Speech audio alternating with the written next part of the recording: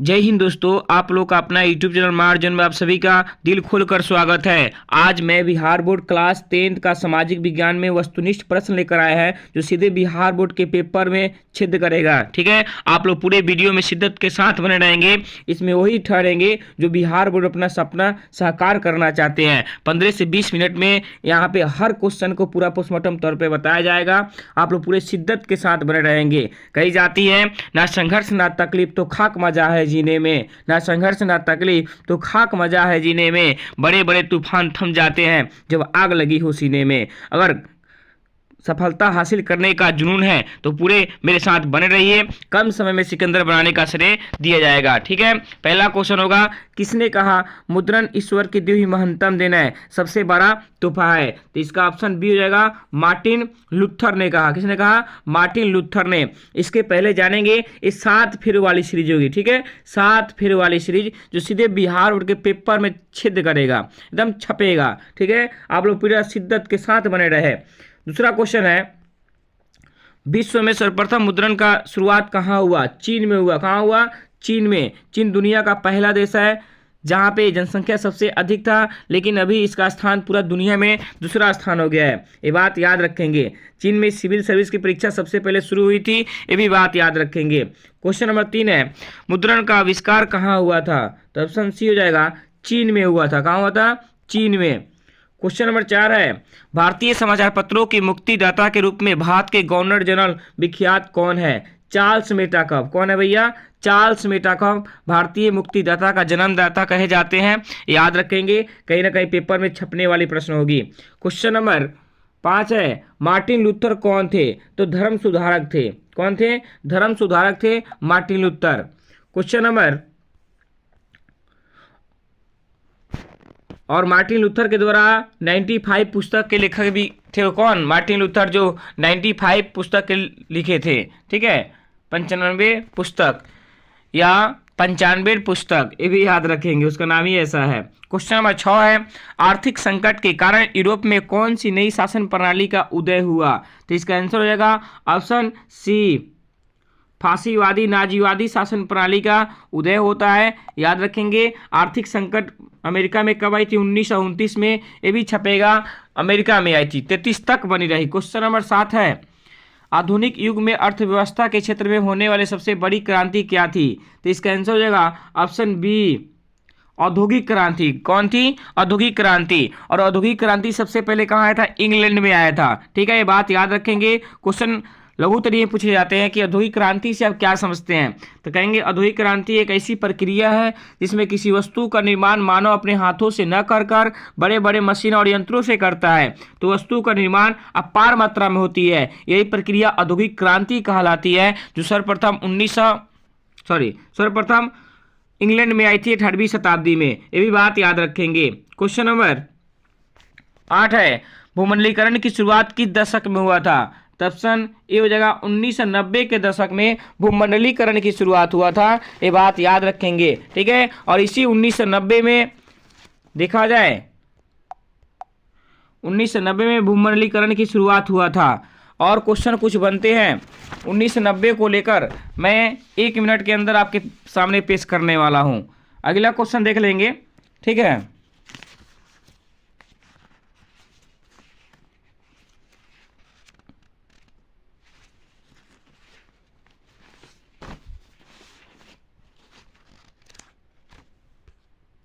Question number 9 है, Britain would सम्मेलन किस वर्ष हुआ था? 1944 में न्यू हेम्पेश्वर नामक स्थान अमेरिका में हुआ था। याद रखेंगे, 1944 में सीधे पेपर में छपेगा। ठीक है, ये कहीं ना कहीं क्वेश्चन आग लगाने वाली प्रश्न होगी। आप लोग पूरे वीडियो में शिद्दत के साथ बने रहेंगे।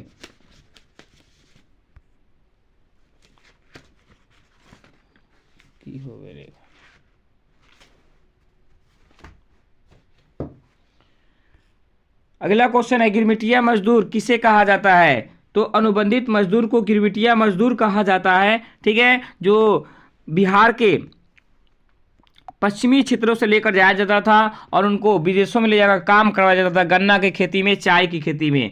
इसे अनुबंधित मजदूर भी कहा जाता है। ये भी बात याद रखेंगे। क्वेश्चन नंबर 11 है, ब्रेस्ट लिटवासा की संधि किन दो देशों के बीच हुई थी? तो रूस और जर्मनी के बीच हुआ था। ऑप्शन डी हो जाएगा। ठीक है, रूस और जर्मनी के बीच में ब्रेस्ट लिटवासा की संधि होती है। अब 12 क्वेश्चन नंबर 12 है, निम्नलिखित में से किसे साम्यवाद का संस्थापक के रूप में माना जाता है?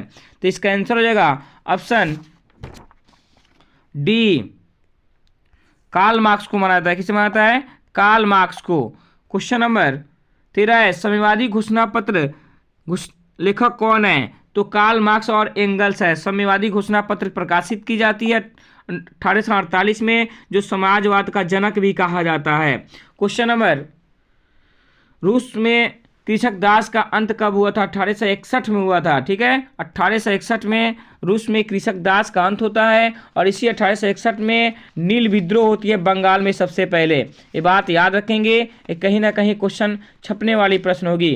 पूरा शिद्दत के साथ आप लोग बने रहेंगे। क्वेश्चन नंबर 15 है, रूस में जार का अर्थ क्या होता है? रूस का सम्राट। क्या होता है? रूस का सम्राट। रूस में बोल्शेविक क्रांति 19 नवंबर 1917 में होती है और रूस का राजा जार निकोलस द्वितीय के शासनकाल में होती है। ये बात याद रखेंगे कहीं ना कहीं। और इसी रूस और जापान के बीच युद्ध 1904 से 5 में जार निकोलस द्वितीय के मुताबिक होता है, जिसमें रूस को बुरी तरह से पराजित की सामना करना पड़ता है। रूस को बुरी तरह से पीटा जाता है जापान के द्वारा। क्वेश्चन नंबर 16 है, वेदों की ओर लौटो का नारा किसने दिया था? स्वामी दयानंद सरस्वती 1975 में महाराष्ट्र की राजधानी मुंबई में दिया था। वेदों की ओर लौटो आर्य समाज के स्थापना के मुताबिक। क्वेश्चन नंबर 17 है,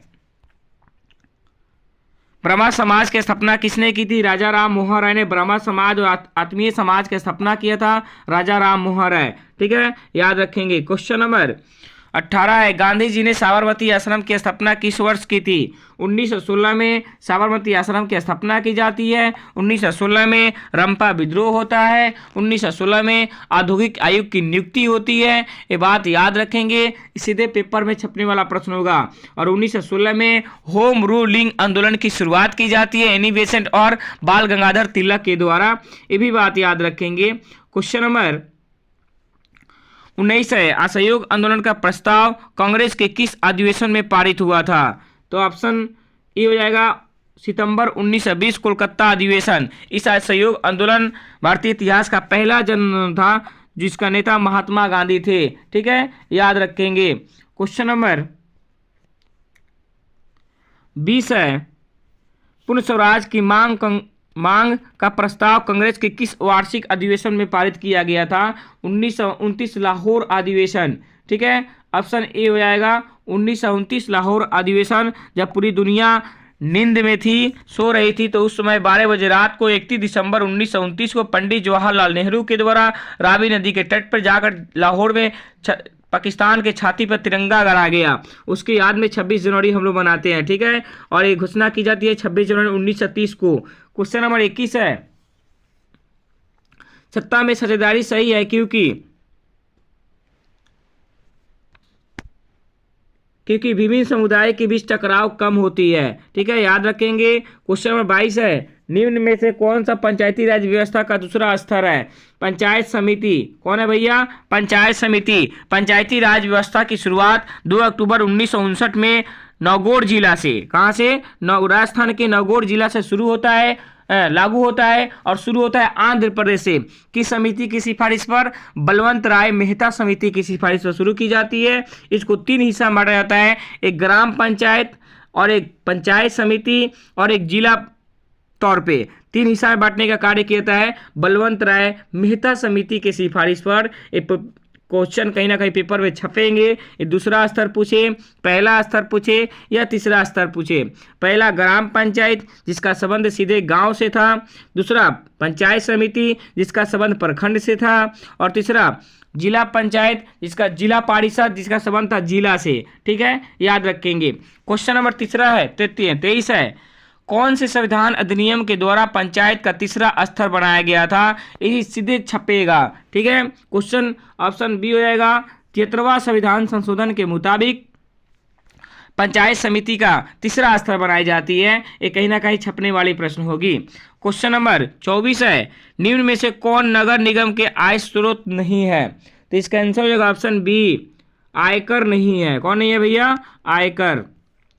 क्वेश्चन नंबर 25 है, 24 है, भले फिर से एक बार।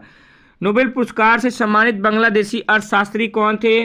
प्रोफेसर मोहम्मद यूनुस थे। कहीं ना कहीं ये भी क्वेश्चन बहुत इंपॉर्टेंट प्रश्न होंगे, याद रखेंगे। क्वेश्चन नंबर 25 है, भारत में कितने राष्ट्रीयकृत बैंक है? ऑप्शन बी होगा 19 बैंक है। कितना है भैया? 19। क्वेश्चन नंबर 26 है, गैर संस्थागत वित्त प्रदान करने वाले सबसे लोकप्रिय साधन है? ऑप्शन बी हो जाएगा महाजन। कौन है? महाजन। महाजन, सिटकार, साहूकार सब गैर संस्थागत में आते हैं, और संस्थागत में सहकारी बैंक, रिजर्व बैंक, ये सब बैंक आते हैं, ग्रामीण बैंक। ठीक है, याद रखेंगे। क्वेश्चन नंबर 27 है, शेयर बाजार का नियामक संस्था है सीबीआई। ऑप्शन बी हो जाएगा, ये भी सीधे छपेगा। क्वेश्चन नंबर 28 है, प्रत्यक्ष कर के अंतर्गत निम्न में से किसे शामिल किया जाता है? ऑप्शन ए हो जाएगा आयकर। आयकर प्रत्यक्ष कर है, जबकि जितना है सब आपका अप्रत्यक्ष है। ठीक है, याद रखेंगे। अप्रत्यक्ष में पूछेगा तो आयकर होगा, प्रत्यक्ष में पूछेगा, अप्रत्यक्ष में पूछेगा कि अप्रत्यक्ष नहीं है तो ये आपका आयकर होगा, प्रत्यक्ष कर है आयकर। ठीक है, हाँ ना बुझाओ। क्वेश्चन नंबर 29 है, कंडला विशेष आर्थिक क्षेत्र कहाँ है? ऑप्शन डी हो जाएगा गुजरात। ठीक है, पेपर में छपेगा गुजरात। और गिर राष्ट्रीय उद्यान कहाँ स्थित है? गुजरात में, भी नोट कर लो। ठीक है, इसको भी ले उठा लो भैया। 30 नंबर क्वेश्चन है, एशिया में सबसे पुराना रेलवे वर्कशॉप कौन है?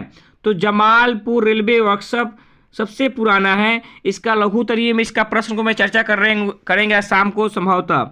ठीक है, कि जमालपुर किस चीज़ के लिए वर्कशॉप है, किस लिए प्रसिद्ध है? तो रेलवे वर्कशॉप है। ठीक है, वहाँ पे डीजल इंजन का काम होता है। ठीक है, ये भी बात याद रखेंगे। मुंगेर में, कहाँ भैया? मुंगेर में। सिगरेट का फैक्ट्री, जूता के फैक्ट्री सब मुंगेर में है। ठीक है, हाँ, आदमी की भी फैक्ट्री मुंगेर में है। क्वेश्चन नंबर 31 है, निम्न में से कौन राज्य रेल मार्ग से नहीं जुड़ा है? तो ऑप्शन डी हो जाएगा मेघालय मात्र इकलौता राज्य है जो आज तक रेल मार्ग से दर्शन नहीं पाया है। ठीक है, बहुत डर लगता है वहाँ पे रेलवे को। क्वेश्चन नंबर 32 है, उत्तर रेलवे का मुख्यालय कहाँ है? भैया इसको छाप लो, कहीं ना कहीं मुख्यालय तो एक तो आएगा, एकदम नोट कर लो, नई Delhi. Question number, all India radio का नाम बदलकर आकाशवाणी कब कर दिया गया? 1957 में इसका नाम चेंज कर दी जाती है, ये बात याद रखेंगे। ठीक है, क्वेश्चन नंबर 34 है, नेपाल के साथ भारत के किस राज्य की सबसे लंबी सीमा है? ऑप्शन ए हो जाएगा उत्तर प्रदेश का। उत्तर प्रदेश भारत का इकलौता राज्य है जहाँ पे जनसंख्या सबसे ज़्यादा है, ये भी बात याद रखेंगे। ठीक है, उत्तर प्रदेश। दूध का उत्पादन सबसे ज़्यादा कहाँ होता है? उत्तर प्रदेश। क्वेश्चन नंबर 35 है, भारत का प्रथम निर्यात संवर्धन क्षेत्र कहाँ स्थापित किया गया है? कंडला में। कहाँ भैया? कंडला।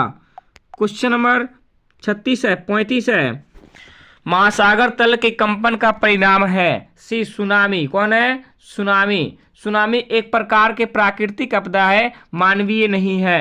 क्वेश्चन नंबर 36 है, पृथ्वी के सतह पर पहुंचने वाली भूकंप तरंग है पी तरंग। कौन है भैया? पी तरंग। 3 तरंग की चर्चा किया गया था। ठीक है, क्वेश्चन नंबर 37 है, निम्नलिखित में से कौन मानव जनित आपदा नहीं है? सी, लो छाप लो, ऑप्शन सी हो जाएगा जो एक प्राकृतिक आपदा है, सुनामी। क्वेश्चन नंबर 38 है, बाढ़ के समय लोगों को निम्न में से किस स्थान पर जाना चाहिए? तो ऊंची भूमि पर जाना चाहिए भैया, आकाश में उड़ना नहीं है, ऊंची भूमि पर जाना चाहिए। क्वेश्चन नंबर 39 है, सुनामी का प्रमुख कारण है? ए, समुद्र में भूकंप आना सुनामी कहलाता है, सीधी सी बात है। क्वेश्चन नंबर 40 है, सुनामी किस स्थान पर आता है? समुद्र में आता है भैया, किसी के घर में नहीं आता है। आज समझ में, कुछ लोगों को लगता है कि खेत खलिहान में आता है, नहीं भैया, बिना पानी के बगैर सुनामी का जन्म हो ही नहीं सकता है। क्वेश्चन नंबर 41 है, किस वर्ष साइमन कमीशन आया था? 1928 में 3 फरवरी 1928 में साइमन कमीशन भारत आता है, महाराष्ट्र के राजधानी मुंबई में।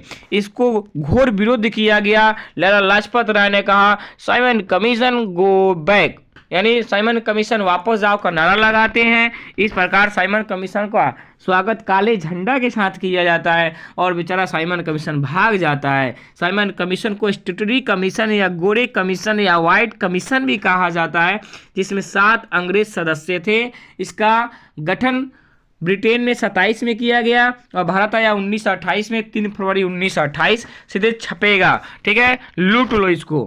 क्वेश्चन नंबर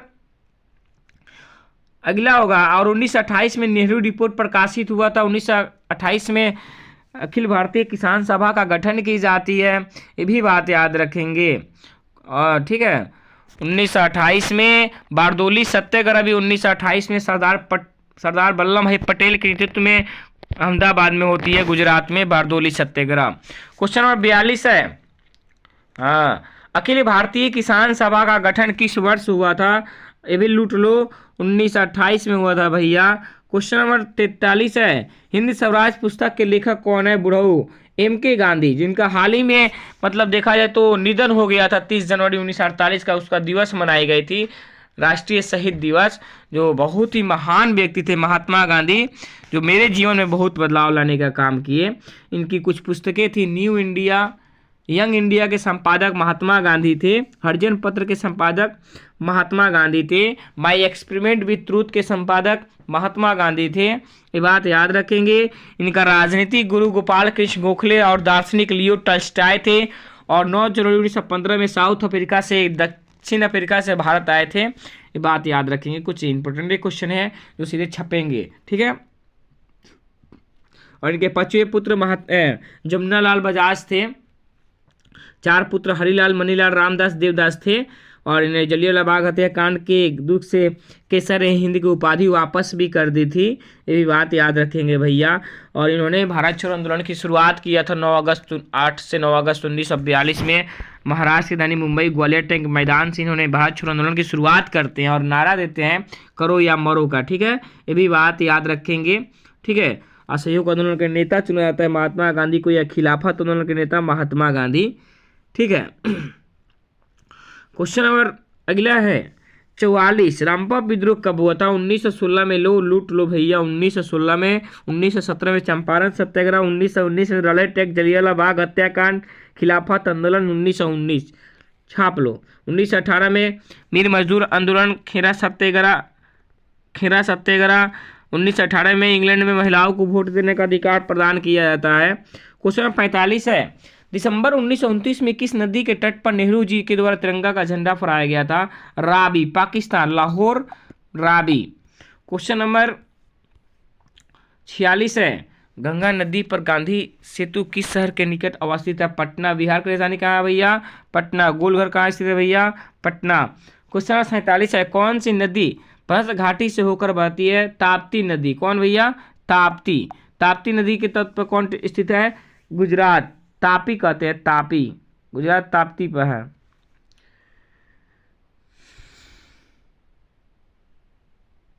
अगला क्वेश्चन है।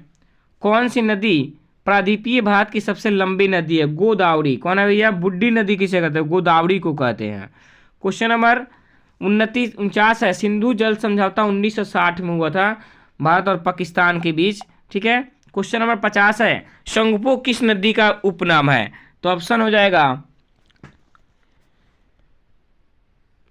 ब्रह्मपुत्र का। ब्रह्मपुत्र नदी को दियांग भी कहा जाता है। क्वेश्चन नंबर 51 है। कुल जल के कितना प्रतिशत भाग महासागरों में निहित है? तो 96.5 होगा, ठीक है। क्या होगा भैया? 96.5% कुल महासागरों में निहित है जल। यहाँ पे गलती से 6 हो गया है, ठीक है, ये बात याद रखेंगे।